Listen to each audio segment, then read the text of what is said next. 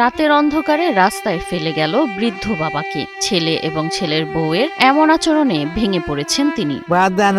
আর তাছাড়া মানে অন্যরকম খাবার পানি ছাড়া এভাবেই রাস্তার পাশে পড়েছিলেন এ বৃদ্ধ বাবা। এভাবেই 2 দিন পার হয়, তবু পরিবারের কেউ নেয়নি কোনো খোঁজ। গোয়ানের জায়গা না, ঘরে জায়গা দেয় না।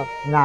যে বাবা একদিন সন্তানের হাত ধরে হাঁটতে শিখিয়েছিলেন, জীবনের শেষ বয়সে এসে সেই মানুষটিকে পাওয়া গেল রাস্তার পাশে অসুস্থ, ক্ষুধার্ত অবস্থায়। বেঁচে আছেন নাকি মারা গেছেন কেউ জানতেও আসেনি। সে বউয়ার না বলছেন মাইয়েদের খারাপ, আমি জানতাম না। মাদারীপুর শহরের পানিছত্র এলাকায় টানা 2 দিন রাস্তার ধারে পড়েছিলেন এক বৃদ্ধ। পাশে ছিল না কোনো স্বজন, ছিল না মাথা গোজার ঠাই। কয়াল দিয়ে গেছি, উঠি খাবেন, উঠি আমি খাবো না।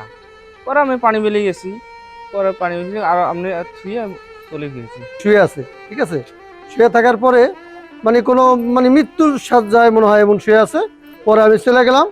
পরে আবার আমি দুপুরের দিকে আসলাম, তখন দেখি উনি শুয়ে রয়েছে, বসছে। বসার পরে একটা রুটি খাইতেছে।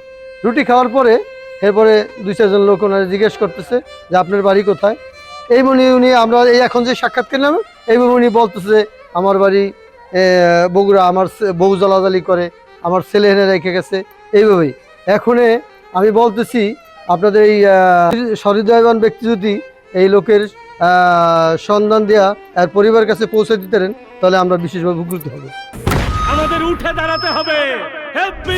স্পিড, সকল অন্যায়ের বিরুদ্ধে রুখে দাঁড়ানোর এনার্জি পার্টনার। পথচারীদের দেওয়া এক মুঠো খাবার আর 1 গ্লাস পানিতেই চলছিল তার জীবন। খবর পেয়ে স্থানীয় যুবক, রেড ক্রিসেন্টের স্বেচ্ছাসেবক ও সাংবাদিকরা তাকে উদ্ধার করে সদর হাসপাতালে ভর্তি করেন। আমরা সন্ধ্যার কিছুক্ষণ পরে স্থানীয় লোকদের মাধ্যমে জানতে পারি যে একটা লোক 2 দিন যাবৎ পড়েছিল লিগালিটির পাশে। ভারসাম্যহীন লোক, ব্যক্তিরা কিছু বলতে পারে না লোকেশন। স্থানীয় লোকদের সংবাদের মাধ্যমে আমরা তাকে উদ্ধার করে এবং সদর হাসপাতালে নিয়ে আসি।